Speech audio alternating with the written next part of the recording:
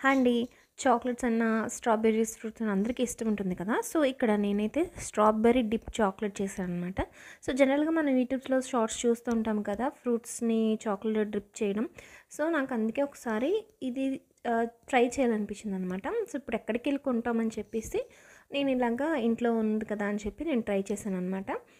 So, జనరల్‌గా raspberry, blueberry chocolates ఉంటాయి కదా! సో, అవి బావుంటాయి. ఎందుకంటే అవి చిన్న చిన్నవి కదా! సో, మనకి టేస్ట్ కూడా చాక్లెట్ థిక్‌గా ఉంటుంది కదా! బావుంటుంది.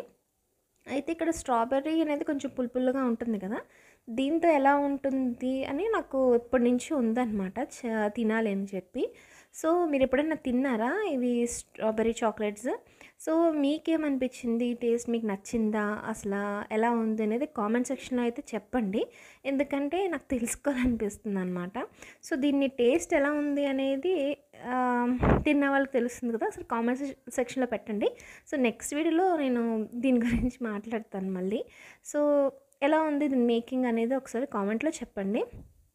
వీలైతే please like, share, comment and subscribe. Thank you all.